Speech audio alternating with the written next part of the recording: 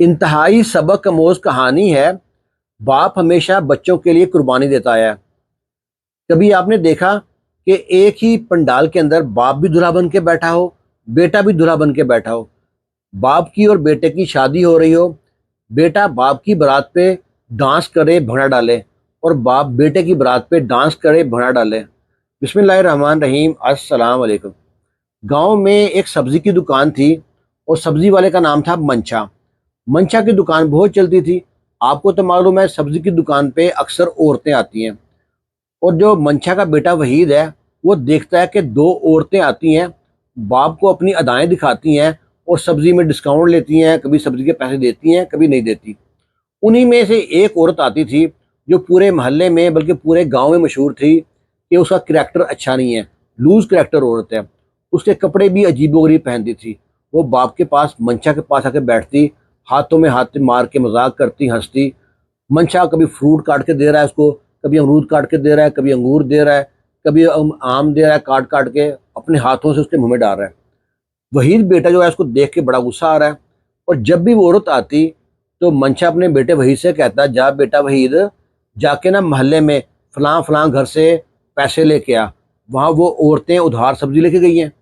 وحید چلا جاتا پر غصہ بہت آتا باپ کی اس حرکت پہ۔ وہ عورت ڈیلی آتی اور ڈیلی سامان لے کے جاتی فری میں اور کھانا کھا کے جاتی۔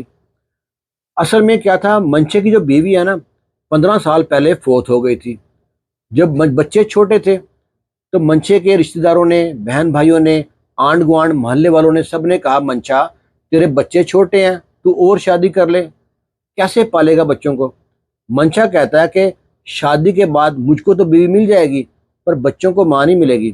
ستیلی ماں کبھی بھی سوکن کے بچے نہیں پالتی۔ ابھی تو 4 مہینے 6 مہینے سال بچوں سے پیار کر لے، جیسے ہی اس کے اپنی اولاد ہوگی ان سے نفرت کرے گی۔ وہ سوچے کہ جائیداد تقسیم ہوگی، پیار تقسیم ہوگا، وہ ایسا کام کبھی نہیں کرے گی۔ لہٰذا میں ماں بن کے بھی اور باپ بن کے بھی اپنے بچوں کو پالوں گا۔ محلے والے رشتہ دار کہتے ہیں، جیسی تمہاری مرضی، ہمارا کام تھا کہنے کا۔ لو جی، منچا صبح اٹھتا، ہانڈی روٹی کرتا، روٹی پکا کے بچوں کو کھلا کے یونیفارم پہناتا اور اسکول چھوڑ کے آتا، اور دکان پہ آ جاتا۔ پھر دوپہر کو جاتا، بچوں کو اسکول سے لیتا، گھر چھوڑتا، کھانا دیتا اور دکان پہ آتا۔ ایسے کرتے کرتے اس کی بیٹی بڑی تھی، بیٹی تھوڑی بڑی ہوئی تو اس نے گھر سنبھال لیا، منچے کی ذمہ داری کم ہو گئی اور نہ دکان چلنی شروع ہو گئی۔ جب بیٹی تھوڑی جوان ہوئی، اچھا رشتہ مل گیا اور وقت سے پہلے بیٹی کی شادی کر دی۔ بیٹی کی شادی کے بعد اب پھر دونوں گھر میں اکیلے رہ گئے، تو منشا نے، ابھی بچہ چھوٹا ہی تھا، اپنے بیٹے کی منگنی کر دی، اور جو وحید تھا اس نے پڑھائی چھوڑ دی تو باپ کے ساتھ دکان پہ بیٹھتا۔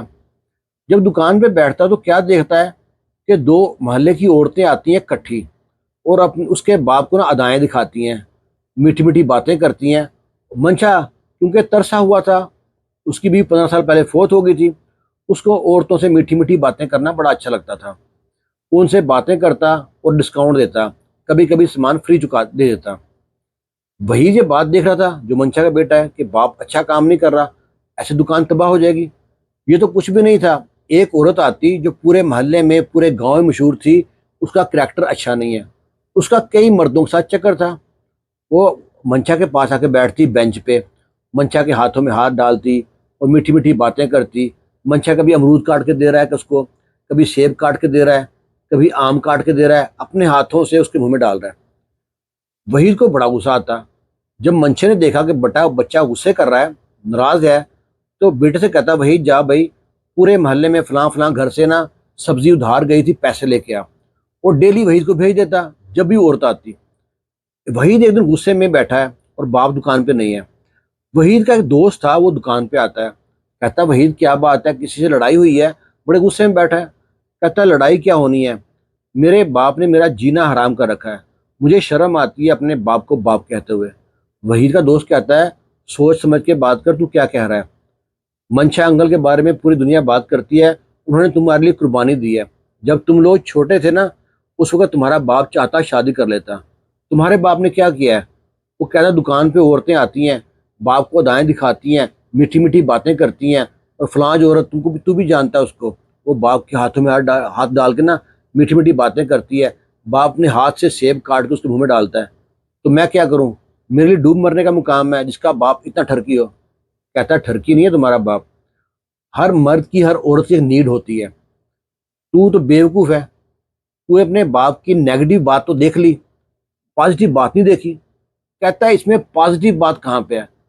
کہتا ہے تم کو نہیں لگتا اب تمہاری تو منگنی ہو چکی ہے، اور 2 مہینے تمہاری شادی ہو جائے گی، تو اپنی بیوی کے ساتھ کمرے میں ہوگا، تمہارا باپ وہ روٹی کو بھی ترسے گا، تمہاری بیوی جب نئی نئی آئے گی تم اس کی ہر بات مانو گے، وہ کبھی باہر جاؤ کھانے کے لیے، کبھی گھومنے جاؤ گے، تمہارا باپ گھر میں اکیلا رہے گا۔ وہ کہتا ہے تم پہریاں کیوں بجھا رہے ہو، صاف صاف کہو کیا کہنا چاہتے ہو؟ میں یہ کہنا چاہتا ہوں اپنے باپ کی فکر کر اور اپنے باپ کی شادی کرا دے۔ کہتا ہے اس بڑھاپے میں شادی کرا دوں، تمہارا دماغ ٹھیک ہے؟ کہتا ہے میرا دماغ ٹھیک ہے، تمہارا دماغ ٹھکانے پہ نہیں ہے، میری بات کو ٹھنڈے دماغ سے سوچنا۔ وحید کا دوست یہ بات کہہ کے چلا گیا، وہی سوچتا رہا، گھر جا کے بھی نیند نہ آئی، اور ساری رات یہی بات سوچتا رہا۔ اس کو سمجھ آ گئی کہ جو میرا دوست تھا صحیح کہہ گیا تھا۔ اب وحید کہتا ہے میں باپ کے لیے نا کچھ نہ کچھ لازمی کروں گا۔ صبح اٹھتے وحید اپنے سسر کو فون کرتا ہے جہاں پہ وحید کی منگنی ہوگی تھی، وحید کی 2 مہینے بعد اس سے شادی ہونی تھی۔ سسر کو کہتا ہے کہ میں آپ سے ملنا چاہتا ہوں۔ سسر کہتا ہے خیریت ہے، کوئی جہیز کے بارے میں بات کرنی ہے؟ کہتا ہے کوئی بات نہیں کرنی، میں آپ کے گھر آ سکتا ہوں ملنے کے لیے؟ وہ کہتا ہے ایسی بھی کیا ایمرجنسی ہے، مجھ سے ملنے گھر آ رہے ہو؟ کہتا ہے بڑی ایمرجنسی ہے۔ سسر پریشان تھا، پتہ نہیں کوئی نیا ڈیمانڈ نہ کر دیں۔ وحید پہنچتا ہے، سسر سے کہتا ہے کہ نا جب میری منگنی ہوئی تھی میں نے اس گھر میں آپ کی بہن کو دیکھا تھا، وہ شاید طلاق یافتہ ہے۔ کہتا ہاں وہاں پہ شادی کی تھی جہاں پہ اس کا جو شوہر تھا نا نشئی تھا، مار پیٹ کرتا تھا، تو طلاق ہو گئی۔ پہلے میری بہن نہیں مانتی تھی رشتے کے لیے، جب وہ مانتی ہے تو ڈھنگ کا رشتہ نہیں آتا، بس ایسے ہی بیٹھے ہیں انتظار میں، اور اب تو بال بھی سفید ہو گئے ہیں، پتہ نہیں شادی ہوگی یا نہیں ہوگی۔ وہ کہتا ہے میں اسی کام کے لیے آیا ہوں۔ کہتا ہے اسی کام کے لیے مطلب؟ کہتا ہے میرا باپ ہے نا، اس نے ہم کو ماں بن کے اور باپ بن کے پالا ہے، میری شادی ہو جائے گی، پتہ نہیں باپ کو ہم سنبھال پائیں نہ سنبھال پائیں، تو میں چاہتا ہوں آپ اپنی بہن کی شادی میرے باپ سے کر دیں۔ وحید کا سسر غصے میں کھڑا ہو گیا، کہتا تمہارا دماغ ٹھیک ہے، کیا کہہ رہے ہو؟ کہتا میرا دماغ ٹھیک ہے، آپ سوچ لیں، میں مولوی صاحب سے بات کر کے آیا ہوں، رشتہ ہو سکتا ہے ایسے، بس آپ بھی سوچیں اپنی بہن کے بارے میں، گھر میں کب تک بٹھائی رکھیں گے؟ میری والدہ کہتی ہے کہ نا جتنے بھی پھل ہیں نا پکے میٹھے ہوتے ہیں، بڑھاپا واحد پھل ہے جو پکے کڑوا ہوتا ہے۔ میں اپنے باپ کا بڑھاپے کے لیے نا سہارا بنانا چاہتا ہوں، تاکہ میرے باپ کو کبھی بھی کوئی چیز کھانے کو دل کرے، کچھ پہننے کو دل کرے، کچھ کہیں گھومنے کو دل کرے، پیار بھری باتیں کرنے کو دل کرے، ان کے ساتھ ان کا جیون ساتھی ہو۔ وحید کے سسر کے دل میں بات بیٹھ گئی، وہ کہتا ٹھیک ہے۔ وہ اپنے سسر سے کہتا ہے کہ یہ بات میں نے اپنے باپ سے نہیں کی، آپ میرے ساتھ چلیں، ان کے ساتھ بات کریں۔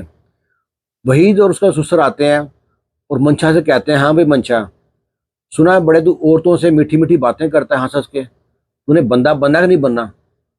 منشا پریشان، اس کا جو بیٹے کا سسر ہے وہ کس طرح کی باتیں کر رہا ہے؟ کہتا نہیں بھائی صاحب ایسی کوئی بات نہیں ہے۔ کہتا تمہارا بندوبست کر دیا ہے، یہ دیکھ لڑکی کیسی ہے؟ کہتا یہ تو وحید آپ کی بہن ہے۔ کہتا ہاں، اس کے ساتھ تمہاری شادی ہوگی اسی دن جس دن وحید کی شادی ہوگی۔